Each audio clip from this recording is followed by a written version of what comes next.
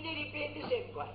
गमतीची गोष्ट ऐकण्यासारखी आपली. एक मनुष्य होता, त्याने कोणाकडून तरी पैसे उसने घेतले. सॉरी, पैसे नाही उसने घेतले. त्याला काहीतरी निंदा केली, त्याची निंदा केल्यावर त्याने कोर्टात केस केली की हा माझा निंदा करतो. तेव्हा त्याला वकील जो भेटला तो फार हुशार भेटला. तो वकील काय म्हणाला की मी तुला कोर्टामध्ये तुझी जेव्हा क्रॉस एक्झामिनेशन होईल त्यावेळेला तू मोकळा आहेस असं नाटक कर. हा करायचं, शब्द बोलायचा नाही, बरं का. वकील खूप भेटला त्याला. तेव्हा जजने विचारलं की तू निंदा केलीस का? तो असं वेळासारखा आऊ करायला लागला. तेव्हा जज काय म्हणाला त्या केस करणाऱ्यावर, अरे हा मोकळा माणूस आहे, हा तुझी केस करील कसा? म्हणाला, तुझी निंदा करील कसा? शक्यच नाही म्हणला. म्हणून त्याला सोडला. बाहेर आला. वकील म्हणला पैसे दे. पुन्हा आऊ करायला लागला.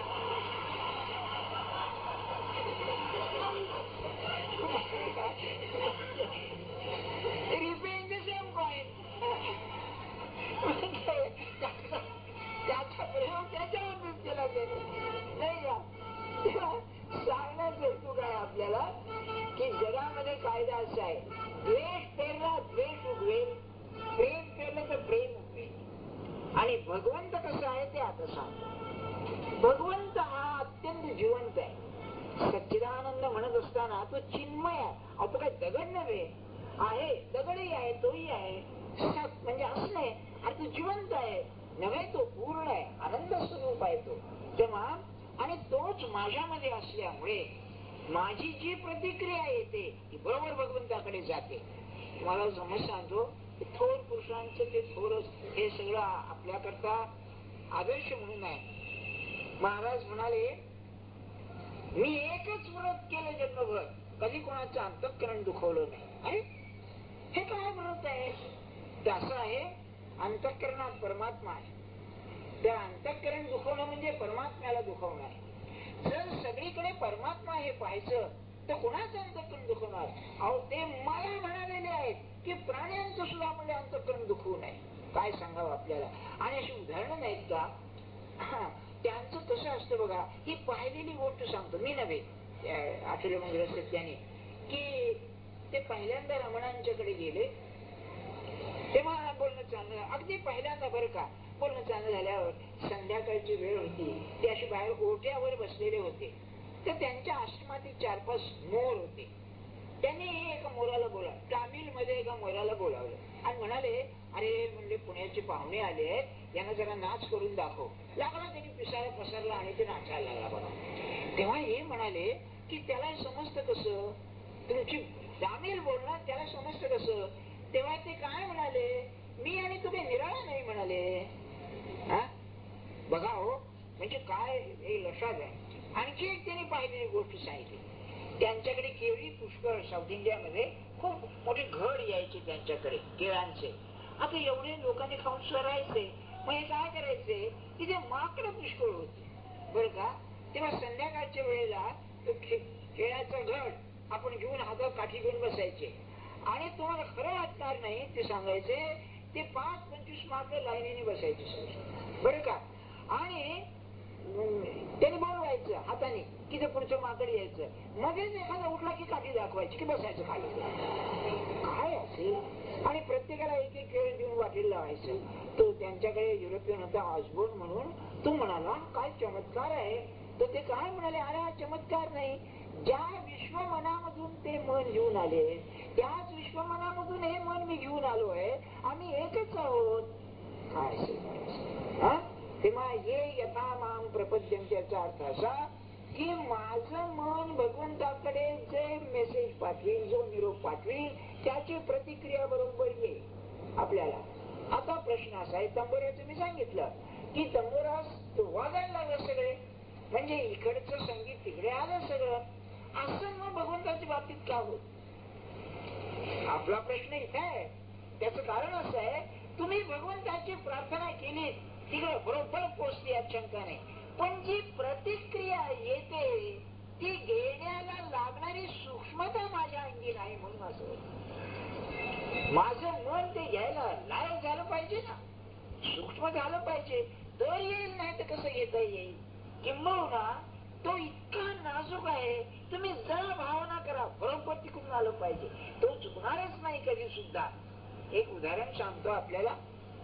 ते महाराजांचं मगाचं सांगायचं राहिलं की अंतःकरण दुखवलं नाही. अहो त्यांना विषय आणण्याकरता आलेला माणूस, आणि महाराज म्हणजे रामाला नवीन देईल तो पुरवून टाका. तर भाऊसाहेबांच्या लक्षात आलं की वाईट आहे, कारण कुत्र्यात खाली तर मरून जाईल म्हणून. त्यामुळे महाराज ते म्हणजे भाऊसाहेब महाराज आपण का जाता जेवायला. त्या महाराजांनी भाऊसाहेब मी नाही गेलो तर त्याचं अंतःकरण दुखेल म्हणून मी जातो. हे आपलं काम नव्हे, पण काय असेल भगवंताला दुखवायचं नाही म्हणजे काय असेल त्यापैकी जीव गेला तरी चालेल, पण हे मोठ्याचीच का. पण दुसरं एक सांगतो आपल्याला, प्रतिक्रिया कशी येते हे सत्पुरुषाच्या बाबतीत सोपं जातं, कारण तो प्रत्यक्ष देह धारण केलेला असतो ना. महाराजांचे पाय सुजायला लागले बरं का. तेव्हा लोकांनी काय त्याला मोजे घाला अंक करा, ते म्हणायला लागले काय त्याने मोजे घातले म्हणजे लोक त्याच्यावर पाणी टाकून ते तीर्थ घ्यायचे, आणि पाय सडायला लागले, त्यामुळे बोट सडायला लागली बरं का. तेव्हा महाराज हे औषध घ्या, त्या महाराज म्हणजे असू द्या आपोआप बरे होतील, काळजी करू नका बरं का. ते काही लोकांना पटे ना. काय झालं होतं, सांगलीला एक बाई होती, तिच्या मुलाने काही गुन्हा केला म्हणून त्याला पोलीस मध्ये लॉकअप मध्ये ठेवलेला होता. तिने महाराजांच्या पादुका घरी पाण्यात ठेवल्या आणि सांगितले की माझ्या मुलाला सोडून आणा. रात्रंदिवस तिची तन्मयता घेण्यासारखी आहे बघा. तिकडे तिने पाय घेणे, त्यांचे पाय सुजायला लागले, आणि तो सुटून आल्यावर ते पाय आपोआप बरे झाले. कशी प्रतिक्रिया येते मनाची मला सांगायची. तो सत्पुरुष जिवंत असल्यामुळे ते होऊ शकतं, पण याला सत्पुरुष जिवंत असावा लागत नाही, कारण जिवंत असताना सुद्धा देहात नसतो. तेव्हा ती प्रतिक्रिया प्रार्थनेनं होते.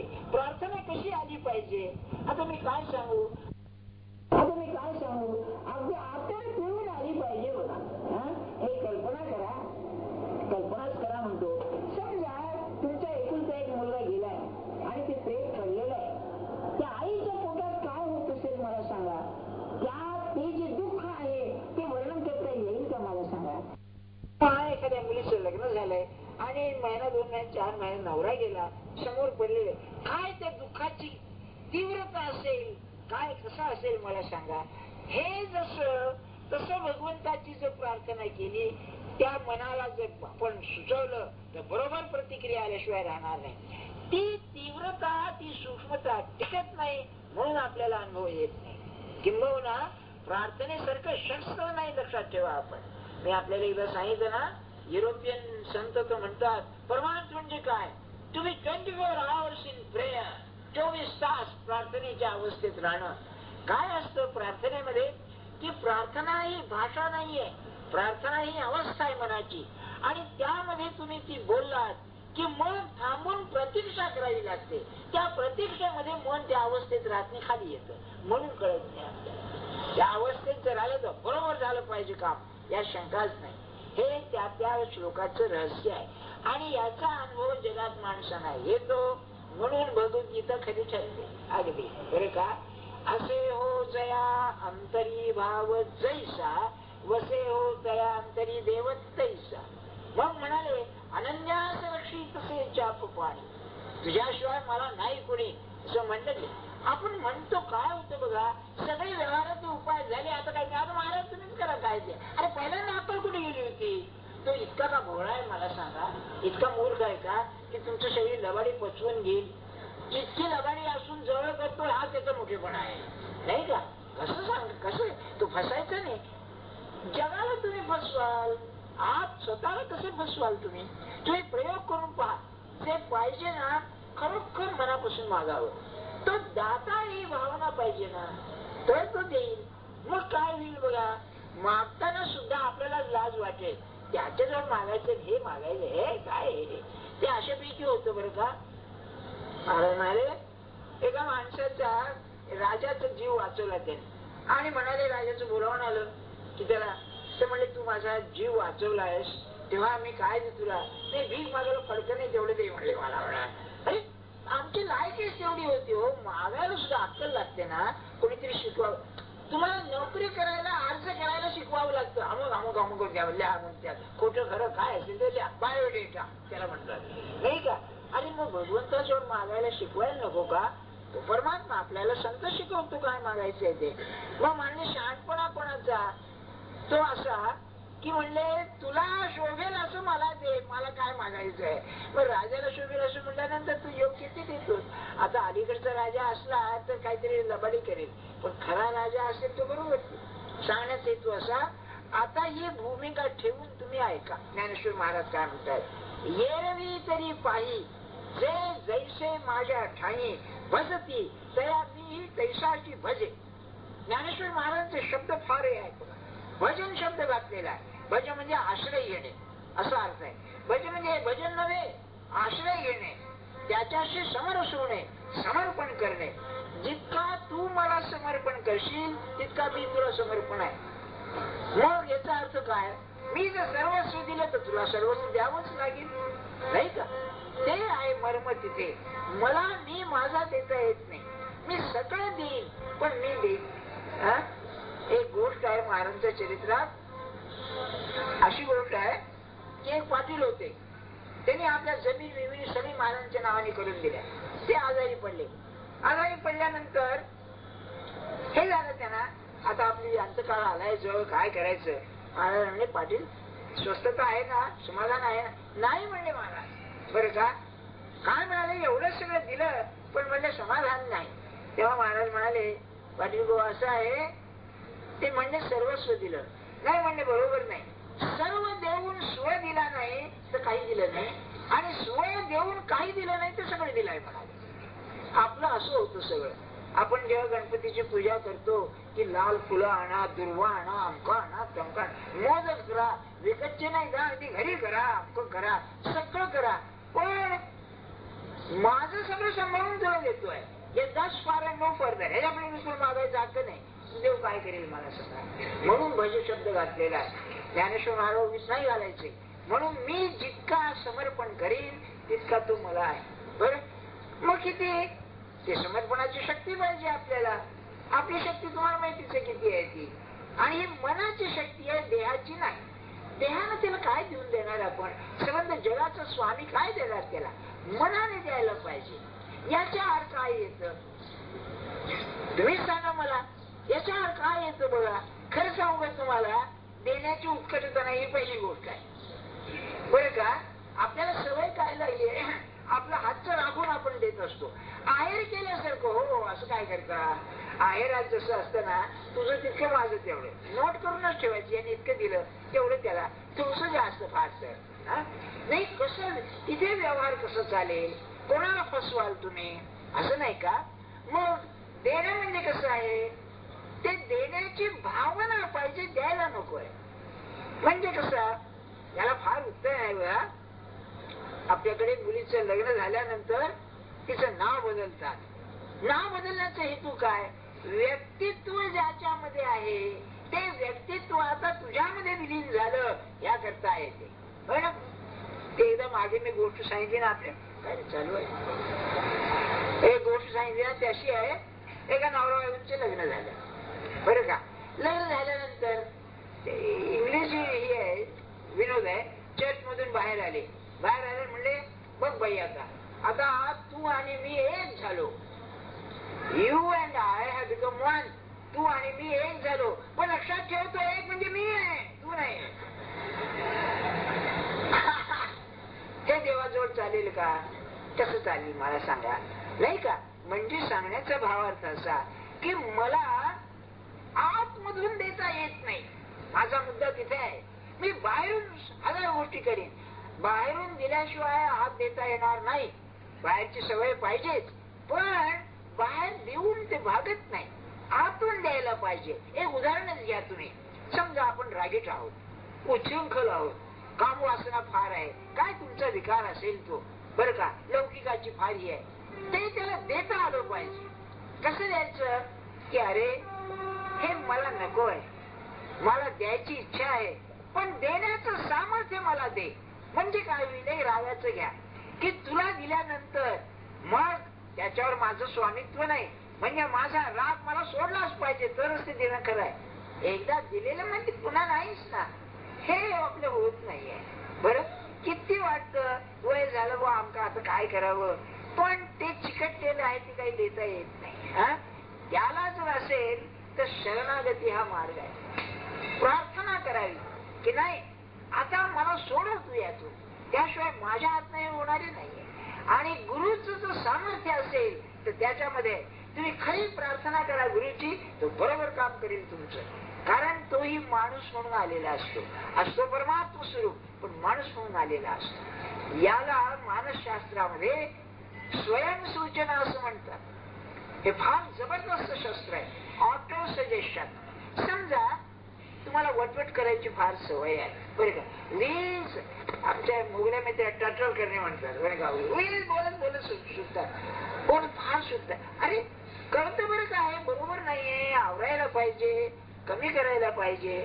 मग काय अडचण येते तर ती बंद करण्याला लागणारी जी मनाची शक्ती आहे ती माझ्यामध्ये नाही. मग ती जर शक्ती तुझ्यात नाही ना, मग ते अर्पण कर ना त्यांना. आणि अर्पण केल्यानंतर आता माझा वटवट केल्यावर हक्क नाही, हक्क नसल्यानंतर त्यांना आवडेल तेवढंच मी बोलून, जास्त बोलणार नाही. ही स्वतःला सूचना द्यायची, आता माझं त्याच्यावर ताबा नाही, माझा त्याच्यावर ताबा नाही, अशी स्वतःला सूचना दिली तर माणूस बरोबर तयार होईल. और रोग शरीराचे रोग बरे होतात तर मनाचा रोग का नाही बरे होणार, बरोबर. आणि हीच गोष्ट परमेश्वराच्या भगवंताच्या बाबतीत आहे. तो आहे माझ्याजवळ आहे, मला स्वतःला सूचना द्यायची, आहे तो माझ्याजवळ. आपलं काय होतं सूचनेमध्ये एक लक्षात ठेवा, त्याच्या उलटची सूचना आहे कॉन्ट्रा सजेशन, ती लगेच पुढे येते, ती येता कामाची नाही. तुमच्या लक्षात आलं ना. म्हणजे काय होतं की मी तुम्हाला दिलंय पण मीच म्हणतो मी दिलेलं नाहीये बुवा, पण म्हणतोय दुसरं दिलंय म्हणून, त्याला तो काय करेल मला सांगा, नाही का. हे शास्त्र स्वतःवरती प्रयोग करण्याचं आहे. मग आणि हे नामाला लागू आहे. नामामध्ये तो आहे म्हटल्यानंतर तो आहेच, पण आम्ही म्हणतो तो अमका आहे, तो कीर्तनकार आहे, तो म्हणतो नामात काय, तो अमका फालतू कोणीतरी असतो, तिकडे लक्ष जातं. ते नाही, ते म्हणजे तेच, ही गोष्ट आहे. हे सगळं लक्षात ठेवा आपण. कारण हा मुद्दा गीतेतला अतिशय महत्वाचा आहे की भगवंताला जवळ करायचं म्हणजे काय करायचं, आहेच म्हणजे प्रश्नच नाही. एक बाई होत्या 10 वर्षापूर्वी वाढल्या, त्यांना देहात असताना महाराजांनी सांगितलं, बाई म्हणाली तुम्ही काळजी, चांगल्या घरची बाई, पुढे गरिबी आली, मग पुन्हा सुधारली थोडीशी परिस्थिती, मुलाकडे राहायच्या. त्यांच्या घरात 2-3 पोती चांदीची भांडी होती, ती सगळी गेली आणि मुलाला बँकेत नोकरी करावी लागली बरं का. अशी पण बाई मुख्य धीराची चांगली. तिला काय सांगितलं की बाई म्हणाले काळजी करू नका, तुम्ही नाम घ्या, तुमच्या उशाशी मी आहे बरं का. हे त्यावेळी तिला काही वाटलं नाही. आणि गमत काय झाली पुढे, हे सगळं असं झाल्यानंतर दुसरा मार्गच नाही अशी स्थिती झाली. मग ते शब्द आठवले आणि या लोकांची श्रद्धा खरी तर ती काय मला म्हणालेली आहे की म्हणजे मला भीती वाटली, मी हात अशी उशाशी घेते की महाराजांचे पाय मला लागतात. मी म्हणून खरं लागतात का, अहो काय सांगू, ते डोळ्याला पाणी आलं. खरं म्हणले त्यांचे शब्द कसे खोटे होतील ही सूचना. बघा कसं आहे आपलं तिथे गोडू पेन खात बरं का. तुमचं आमचं सगळ्यांचं काय होतं हे सगळं मनाला पटतं, पण ती सूचना देत असताना मी सांगितलं ना उलट सूचना हातवत असते तिथे, तेव्हा ती सूचना मग शक्तीहीन होते ना. ते आहे म्हणल्यानंतर ती राहत नाही. मग आणखी एक उदाहरण सांगतो त्या महाराजांचं नाही. एक उत्तर हिंदुस्थानामध्ये एक ग्रस्त होते, त्यांची एकुलती एक मुलगी, अतिशय प्रेम मुलीवर, बरेच दिवस झाले लग्न होईना बघा. तेव्हा कंटाळ येते, तर त्यांनी शंकराचे उपासक एक संन्यासी त्यांचे गुरु, कल्याण मध्ये आलेली गोष्ट आहे, संन्यासी त्यांचे गुरु. तेव्हा आईला ते संन्यासी आले असताना त्या लग्न झालं पुढे तिचं, तेव्हा ती मुलगी काय म्हणाली किंवा लहानपणापासूनच आहे, आपण मला दर्शन देत जा, त्याशिवाय मला करमत नाही. ते काय म्हणाले, ज्या वेळेला मला भेटावंसं वाटेल त्यावेळेला माझी आठवण कर, मी येईन म्हणा बरं का. काय व्हायचं ते असायचे ऋषिकेशला आणि वर्षातून एखाद्या वेळेला यायचे. तेव्हा तिला दिवस राहिले, मूल बाळ झालं, एक मुलगा झाला आणि तिला बाळंत रोग झाला, क्षय असतो. तेव्हा डॉक्टरने औषध पाणी केलं, काही नाही. सहज मनात आलं की त्यांना भेटावं. तेव्हा तिने काय केलं, रात्री आज मी म्हणले जेवीत बिवीत नाही, त्यांचं सारखं तिने आठवण केली. ते तिथून आले, दुसऱ्या दिवशी आले की असे अलाहाबादला ऋषिकेशून आले. आणि आल्यावर एकदम आश्चर्य आलो, अरे तुम्ही कुठे आला? तिने बोलावलं म्हणले मला, म्हणून मी आलो.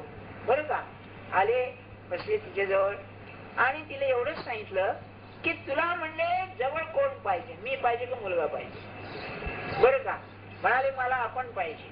बरं म्हणाले. आणि सारखे ती म्हणायची आहेत माझ्याजवळ, आहेत माझ्या सूचना स्वतःला सारखी आहे.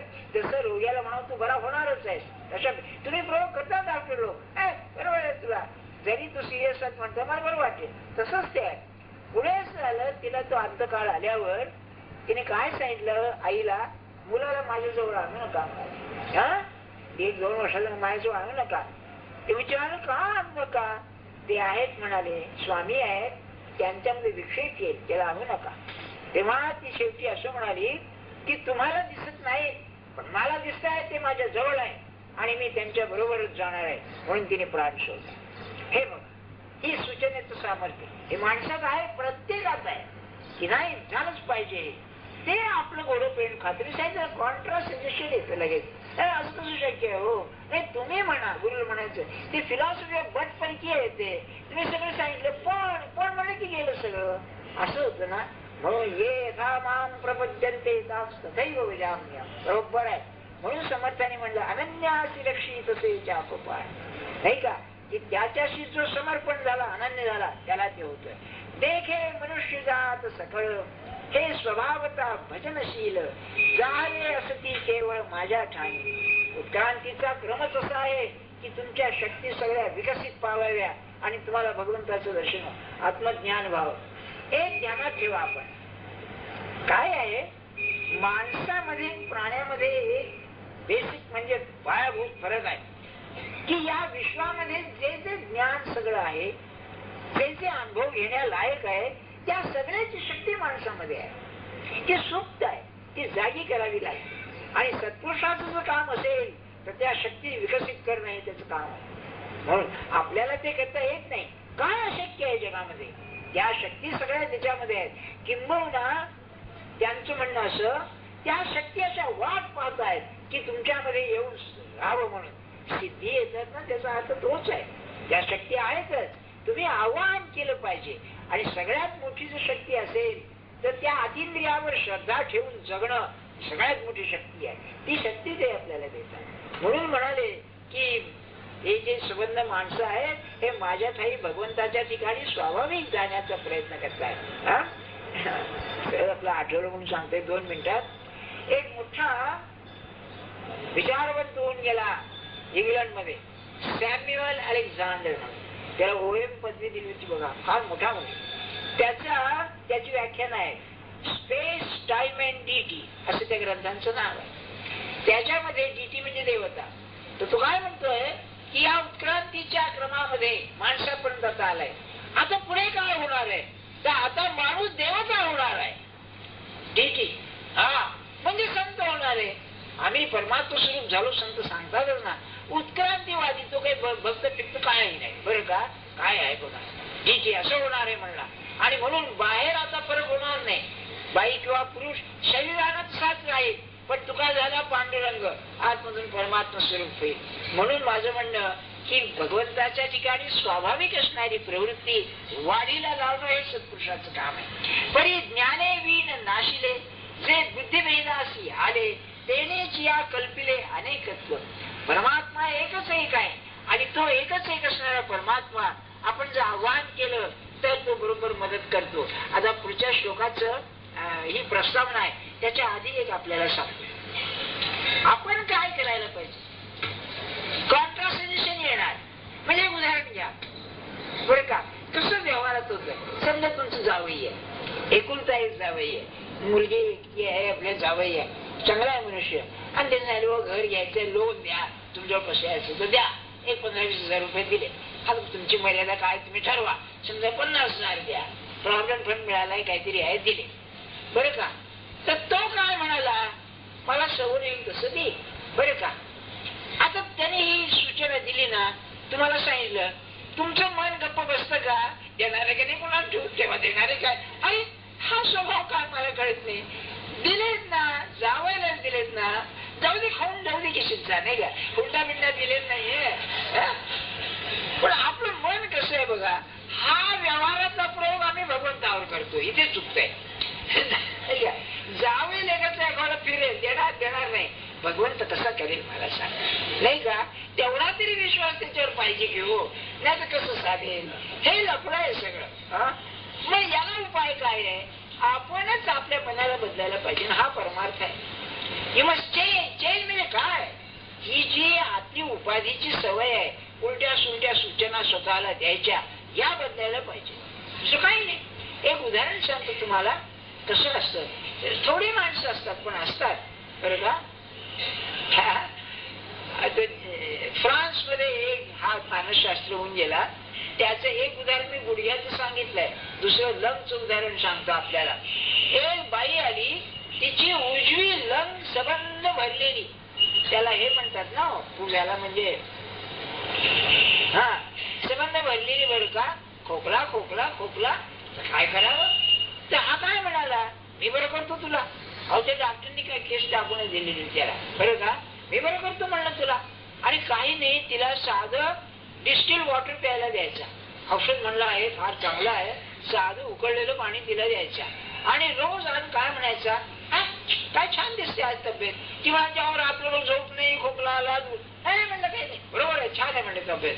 4 दिवस झाल्यानंतर ती हो म्हणायला लागली. हो काय श्रद्धा बघा, त्या डॉक्टरची कीर्ती मोठी आहे, मेडिको म्हणून त्यांचं पुस्तकच आहे त्याचं, सजेशन ऑटो सजेशन. आणि ती म्हणाली हो आश्चर्य वाटेल, 3-4 दिवस आणखी गेल्यानंतर चेहरा बदलला, चांगल्या हेल्दी म्हणजे निरोगी माणसाचा चेहरा दिसायला लागला. पुढे काय झालं, आता म्हणलं मी औषध बदलणार आहे, पाणी तेच, आता तुला ओकाऱ्या होतील म्हणाले. ओकाऱ्यातील संबंध बलगम म्हणजे तो कफ सगळा पडून जाईल आणि ते बरे होशील म्हणले तू. आणि अक्षरशः तिला बरं का ढास लागायला लागली, खोकला झाला, ते पडायला लागले सगळं. 15-3 वारामध्ये उत्तम तब्येत झाली. मग त्यांनी सांगितलं की तुला काय दिलं होतं ते. आश्चर्य वाटेल तुम्हाला की पुन्हा त्याच दिवशी ते पाणी प्यायला आल्यानंतर ती म्हणली बघा काय साधं पाणी आहे, काय करावं काय नाही. बघा काय कसं माणसाचं मन.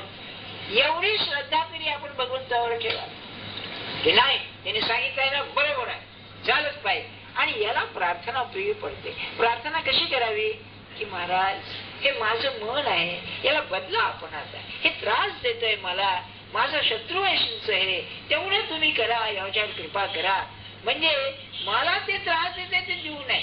म्हणून मन करा रे प्रसन्न, सर्व सिद्धींचे साधन, सुख अथवा समाधान इच्छा ते. काय म्हणतात तुकाराम महाराज सांगितलं, मन माझं बदलून टाका. हे बदलणं म्हणजेच ती सजेशन देणार.